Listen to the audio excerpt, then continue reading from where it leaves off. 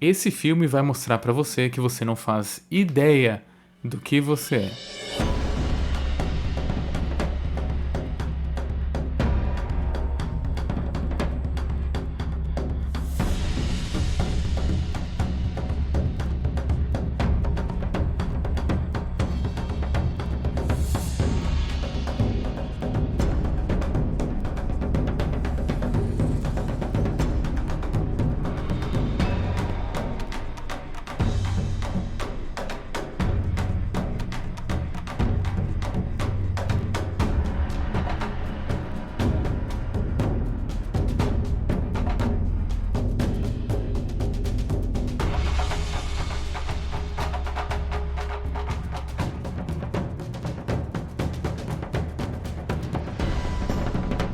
Olá, seja muito bem-vindo ao meu canal.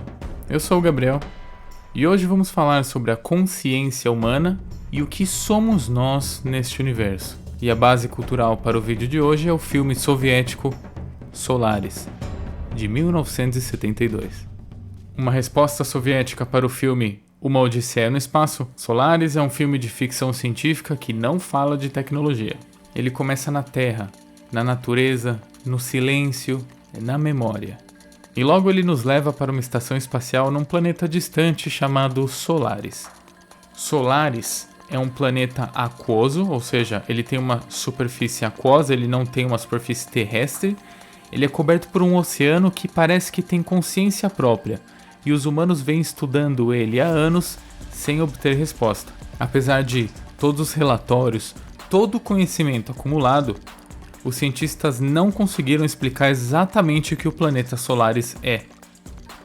Eles inclusive tentaram bombardeá-lo com altas quantidades de raio-x para tentar obter uma resposta, e ele respondeu de forma bem estranha. Então o psicólogo Kelvin, ele foi enviado para essa estação espacial para verificar a saúde psicológica, a saúde mental dos cientistas que estão lá. Que supostamente são 3 cientistas que estão lá. E quando ele chega lá, ele percebe que os cientistas da base espacial de Solaris, ele percebe que eles estão estranhos, eles estão perturbados, eles estão evasivos e estão cercados por presenças que não deveriam estar ali.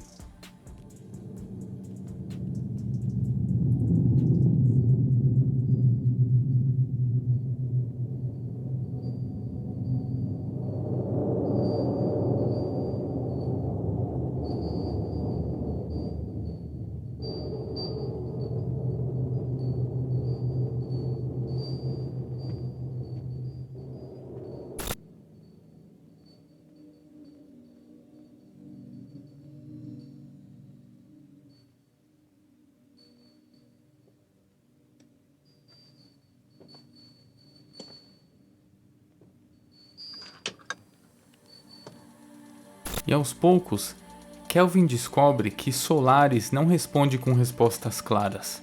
Ele responde de outra forma, trazendo fragmentos das memórias íntimas de cada pessoa ali. Como forma de tentar obter respostas científicas do planeta Solaris, os cientistas mandaram ondas fortes de raio-x para tentar estimular o oceano a reagir. Só que o oceano de Solaris reagiu de forma inesperada. Ele começou a materializar sentimentos que as pessoas guardavam bem no fundo de sua memória, bem no íntimo do seu subconsciente. Então, Kelvin acabou materializando sua falecida esposa, Harry. E é aí que o filme começa a ficar muito interessante. Essas manifestações não são ilusões e nem sonhos, porque outra pessoa pode ver o que você materializou. Um dos cientistas, Sartorius, que é o mais fechado e mais bitolado dos cientistas, um que coloca a ciência acima de qualquer coisa, ele chegou à conclusão de que nós somos feitos de átomos e essa materialização de pessoas vindo do nosso subconsciente, da nossa consciência, são feitos de nêutrons. Então ele apelida eles de neutrinos. В отличие от нас, сконструированных из атомов, они состоят из нейтрино. Но ведь нейтринные системы нестабильны. Para Sartorius, A consciência é um problema técnico e a ética é um obstáculo. Em um momento do filme, Sartorius diz para Kelvin que ele teria que dissecar a Hari para que eles pudessem estudar. Já Kelvin põe a ética acima da razão, acima da ciência, que ele sabe que ele vai dissecar ali e esse neutrino, que é supostamente a esposa dele, vai sofrer. Porque a esposa materializada de Kelvin, ela age e se comporta como uma pessoa de verdade. Ela tem sentimentos, ela expressa sentimentos. Então, Kelvin, a princípio, tenta se livrar dela, porque para ele é um susto, é algo até assustador que a esposa falecida dele tenha sido materializada na frente dele. Mas aí ela retorna, porque Solaris força com que esse sentimento de culpa se rematerialize diante dele. E com o tempo, Kelvin começa a ter sentimentos por ela. Então ele começa a pôr os sentimentos dele antes de qualquer coisa. Diferente do cientista Sartorius, que para ele é a ciência em primeiro lugar. E nessa estação também temos o Dr. Snout. Esse é o cientista mais irônico e mais consciente também que tem nessa estação de Solaris. Ele é o cético lúcido. Snout, ele entende que a ciência falhou, mas ele também sabe que não há para onde fugir. Ele é o cientista que reconhece ali o absurdo da situação. O Dr. Snout ali, ele representa a consciência que já perdeu as ilusões e a razão que sabe dos seus próprios limites. Solaris não é um filme que trata de encontrar vida fora da Terra. É um filme que trata sobre o que acontece com o homem quando ele leva consigo até os confins do universo a própria culpa, a memória e a sua consciência.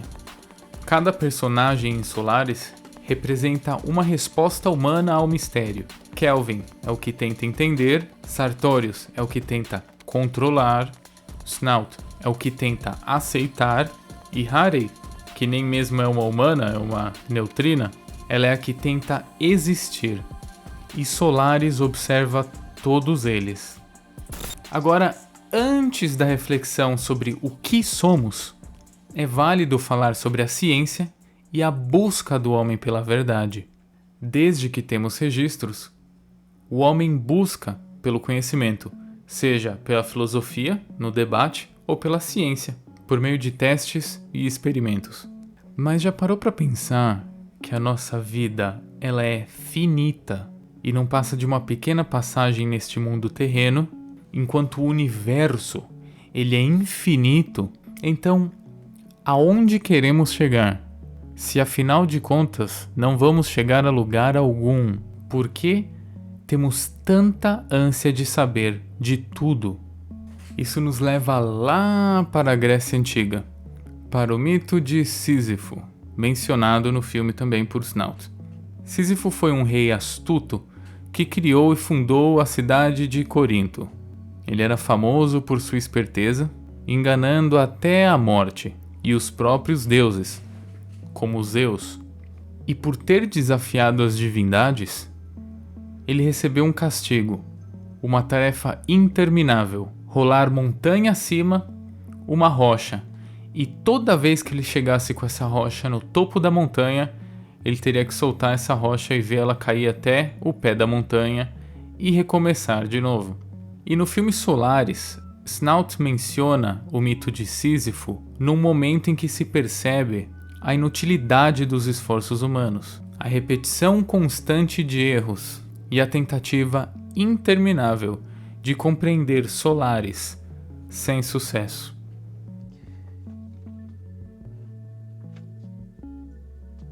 Она сделала это ради тебя. Послушай, Снаут, за что он нас так мучает? Знаешь, по-моему, мы потеряли чувство космического. Древним оно было доступно. Они бы никогда не спросили, за что, зачем. Вспомни миф о Сизифе. Então Snout, ele compara implicitamente os esforços dos cientistas ao castigo de Sísifo. Um esforço eterno, sem conclusão e sem resposta final. Eles estudam solares há anos, publicam relatórios, constroem teorias, fracassam e recomeçam. Nesse filme, o homem busca respostas e Solaris se mantém em silêncio. A ciência empurra a pedra para cima e Solaris é quem a deixa rolar de novo para baixo. E agora, partindo da ideia de que o universo é algo muito grande, grande demais para que nós investamos nosso tempo, nossos esforços, nossa vida tentando compreender, por que não começamos tentando compreender a nós mesmos? Apesar desse também não ser um assunto fácil de debater, o filme Solaris abre espaço para um debate muito interessante e podemos usar como base o filósofo britânico John Locke. Escritor de Ensaios sobre o Entendimento Humano, John Locke foi um dos maiores empiristas britânicos e afirmava que o conhecimento era proveniente da experiência, tanto de origem externa, nas sensações, quanto de origem interna, na reflexão. Então, entre parênteses, o empirista é exatamente isso. O pensador que acredita que todo conhecimento verdadeiro vem da experiência e da observação sensorial, não apenas do raciocínio puro. Para John Locke, a mente humana nasce como um papel em branco. No começo, não temos ideias prontas. Tudo começa quando começamos a perceber o nosso mundo ao redor. Dessas percepções, surgem nossas sensações básicas, como cores, sons, movimento. Mas a mente, ela não fica só recebendo essas sensações, ela trabalha sobre elas. Pensamos, comparamos, analisamos, duvidamos, lembramos. E esse processo interno é o que John Locke chama de reflexão. Ou seja, a mente humana ela não é passiva. Ela organiza, interpreta e dá sentido às experiências. E é assim que formamos o nosso conhecimento. E aos poucos também a nossa personalidade. Quem somos? Em Ensaio sobre o Entendimento Humano, Locke afirma que a identidade pessoal não está no corpo nem na alma, mas na continuidade da consciência, especialmente da memória. Em outras palavras, você é a mesma pessoa na medida em que lembra de si mesmo. Se a consciência se rompe, a identidade também se rompe. Essa ideia foi revolucionária e até hoje é influenciada em debates sobre identidade, bioética, inteligência artificial e responsabilidade moral. Então, Solaris leva John Locke ao limite quando ele traz Harry, a materialização da esposa falecida de Kelvin. Primeiro, como Harry nasce? Na verdade, ela surge. Então, pensando como Locke, se a nossa identidade depende das memórias e Harry é feita das memórias, então supostamente ela é a mesma pessoa. Mas espera um pouquinho. Harry, então, é uma humana? Harry, a esposa falecida de Kelvin no planeta Terra, era uma humana. Mas esse neutrino é? Espera aí que eu vou pegar um livrinho aqui. Fédon. Fédon é um livro onde Platão narra os últimos momentos de Sócrates. E o tema central de Fédon é a imortalidade da alma e a relação entre alma, corpo e conhecimento.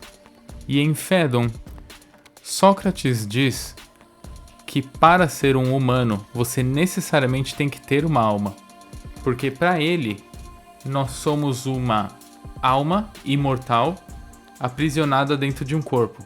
Então nós somos uma alma com um corpo, mais do que um corpo que tem uma alma. Para Sócrates, não é o corpo que nos torna humanos. Por quê?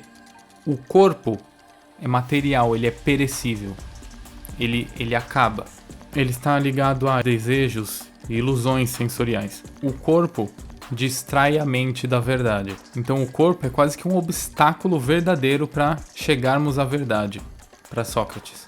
Já a alma, a psique, é o princípio da vida. É a sede da razão. É o que busca pelas verdades eternas, o bom, o belo e o justo. Portanto, em Fédon, nós entendemos que para ser humano é necessário ter uma alma. Então, Harry, que é um corpo materializado ali. Ela supostamente não tem uma alma, então ela não é humana. Até porque, pensando como Sócrates, o ser humano ele é uma alma.